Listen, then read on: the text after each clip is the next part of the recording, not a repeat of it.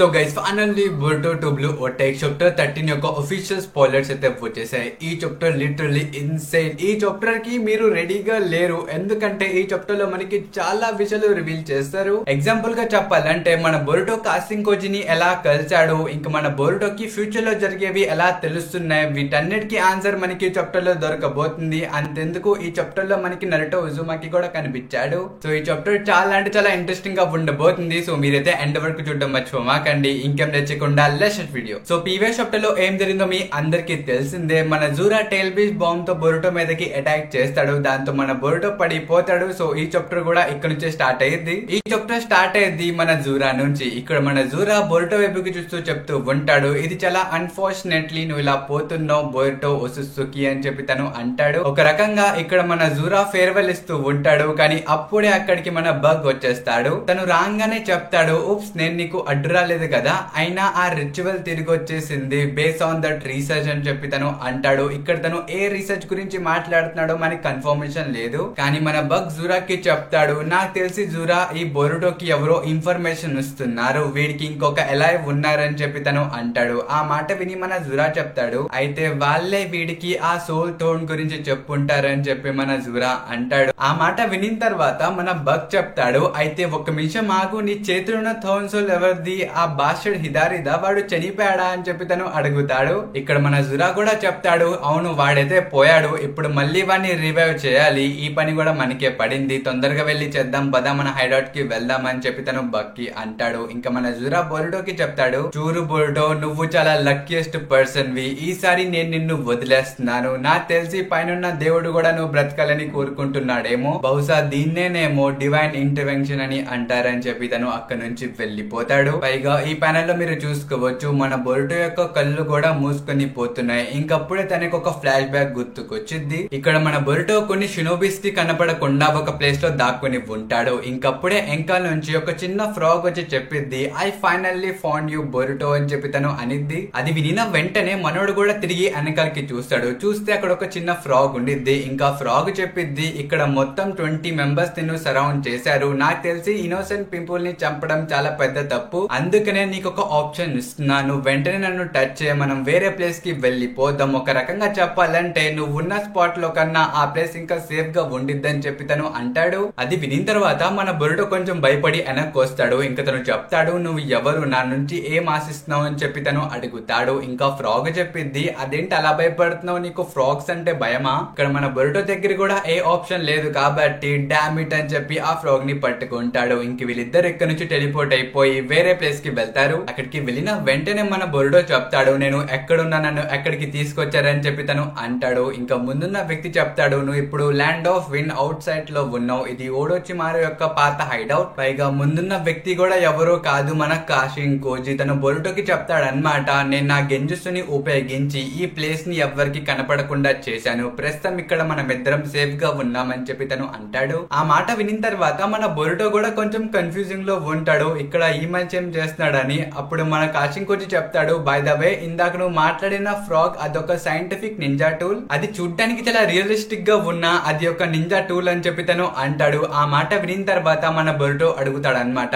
ఇంతకి నువ్వు ఎవరని చెప్పి తన్ని అడుగుతాడు. ఇంకా మన కాషింగ్ కోజి వెంటనే తన మాస్ ని రివీల్ చేస్తాడు. ఇంకా తను చెప్తాడు, నా పేరు కాషింగ్ కోజి, నన్ను ఎమాటో క్రియేట్ చేశాడు, ఒక రకంగా నువ్వు నన్ను సైబార్గ్ అని అనుకోవచ్చు, కానీ మనం కలవడం ఇదే ఫస్ట్ టైం కాదు, మనం ఇంతకు ముందు కూడా కలిసాం, నీకు గుర్తుందా అని చెప్పి తను అంటాడు. అది వినంగానే మన బోరుటో కూడా చెప్తాడు, అవును నువ్వు ఓల్డ్ మ్యాన్ అవుల్ ని చంపేశావు, పైగా నువ్వు కొనహామరు సెన్సేని కూడా చంపడానికి ట్రై చేశావు, నిన్ను నేను మర్చిపోలేనని చెప్పి తను అంటాడు. కానీ ఇక్కడ మన కాషింగ్ కోజి చాలా సీరియస్ గా బోరుటోని ఒక ప్రశ్న అడుగుతాడు. అదేంటంటే, చూడు బోరుటో, నువ్వు పుట్టినప్పటి నుంచి ఇప్పటి వరకు నీకు ఆమ్నిపోటెన్స్ అంటే ఏంటో తెలుసా, ఈ పేరుని ఎక్కడైనా విన్నావా, హానెస్ట్ గా నీ యొక్క ఆన్సర్ చెప్పు అని చెప్పి తను అంటాడు. ఆ మాట విని మన బోరుటో షాక్ అయిపోతాడు. తను లిటరల్లీ కాషింగ్ కోజి ఫేస్ మీదే అడిగేస్తాడు, ఈ విషయం నీకు ఎలా తెలుసు, నువ్వు దీని నుంచి ఎలా ఇమ్యూన్ అయ్యావని చెప్పి తను కాషింగ్ కోజిని అడుగుతాడు. అప్పుడు కాషింగ్ కోజి చెప్తాడు, నాకు ఆమ్నిపోటెన్స్ ఇది ఒక్కటే కాదు, నాకు ఇంకా చాలా విషయాలు తెలుసు, నువ్వు విలేజ్ నుంచి ఎలా బయటకు వచ్చావో, నువ్వు ఎన్ని కష్టాలు పడ్డావో అవన్నీ నాకు తెలుసు, అంతేకాదు నువ్వు ఫ్యూచర్ లో ఏం చేయబోతావో కూడా నాకు ఇప్పుడే తెలుసు అని చెప్పి తను అంటాడు.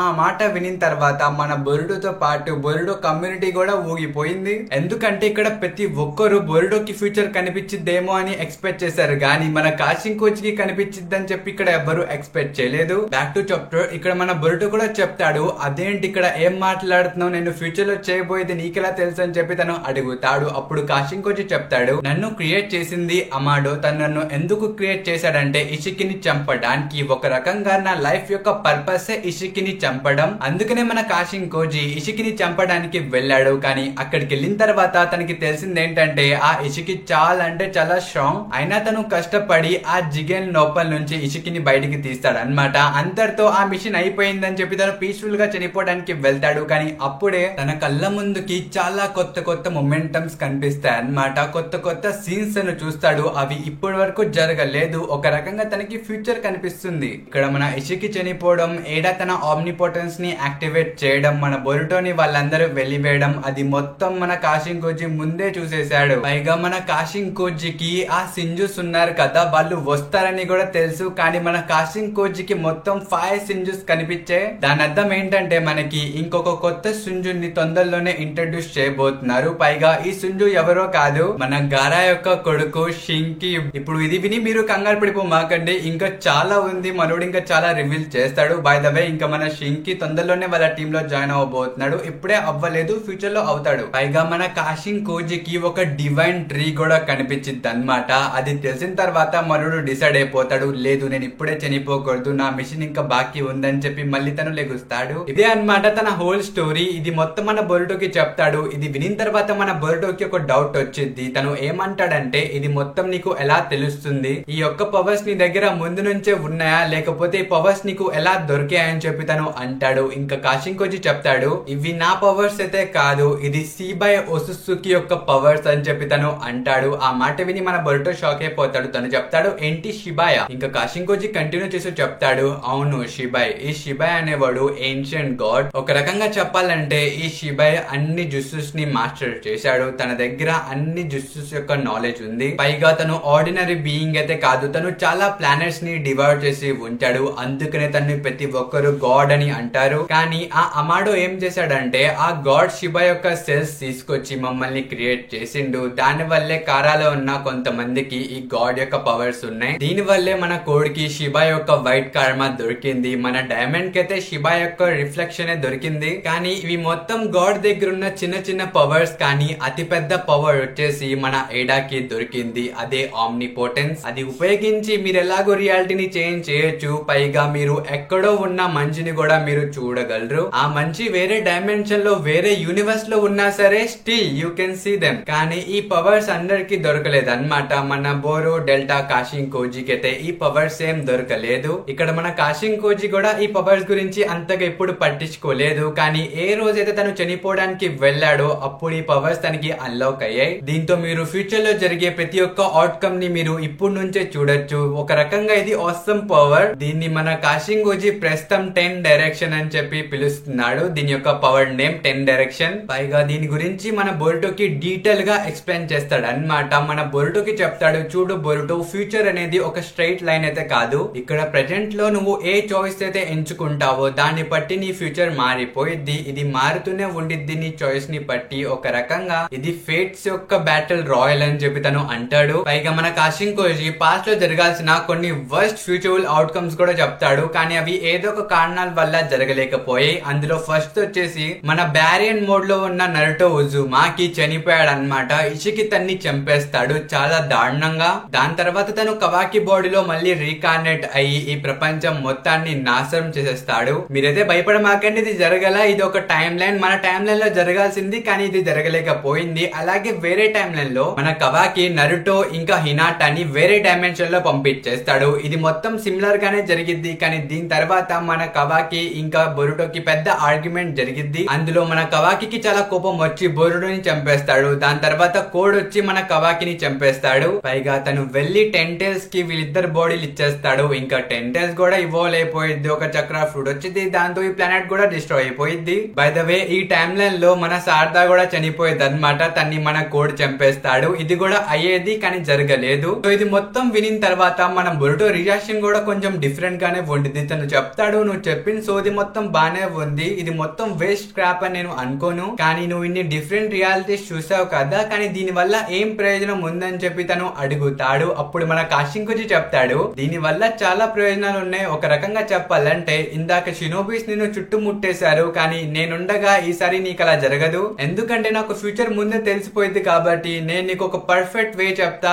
అందులో నీకు డెడ్ ఎండ్ అనేది దొరకదు. ఒకవేళ ఇది కూడా నీకు మంచిగా అనిపించలేకపోతే నా దగ్గర ఇంకో ఆప్షన్ కూడా ఉంది. అదేంటంటే నువ్వు ఫ్యూచర్ లో నేర్చుకునే జుస్సెస్ కూడా నీకు ముందుగానే నేర్పిస్తా. ఎందుకంటే నీ ఫ్యూచర్ నాకేంటిదో ముందే తెలుసు కదా అని చెప్పి తను అంటాడు. అది వినిన తర్వాత లిటరల్లీ మన బొరుడో చాలా హ్యాపీ అయిపోతాడు. తను చాలా ఎక్సైటెడ్ అయిపోతాడు. మీరు ఈ పిక్ లో చూసుకోవచ్చు. ఇంకా మన కాశింకోజీ చెప్తాడు, చూడు బొరుడో, సాస్కే ఉచిహాని ఎలా సేవ్ చేయాలో నాకు తెలుసు, కానీ ఎలా చేయాలో ఇప్పుడే నీకు చెప్పను. దీని గురించి మనం తర్వాత మాట్లాడదాం. కానీ తొందరలో నీ ముందుకి ఒక వర్స్ట్ పాసిబుల్ అవుట్కమ్ రాబోతుంది. అదేంటంటే కోడ్ దగ్గర నుంచి టెంటెల్స్ బయటకు వచ్చేసిద్ది. అంటే కోడ్ కంట్రోల్ లో ఉన్న టెంటెల్స్ కోడ్ కంట్రోల్ నుంచి బయటకు వచ్చి ఒక ఎవల్యూషన్ ని పొందిద్ది. దాంతో కొన్ని హ్యూమనాయిడ్ మోన్స్టర్స్ క్రియేట్ అవుతాయి. వీటిని మనం సింజూస్ అని అంటాం. ఇంకంతేకాదు వాళ్ళందరికీ వాళ్ళ యొక్క ఓన్ విల్ కూడా ఉండిద్ది. వాళ్ళని ఓడించాలంటే చాలా కష్టమైన పని, కానీ మన దగ్గర ఒక మార్గం అయితే ఉంది. ఆ టెంటెల్స్ ని మాత్రం మనం చంపేస్తే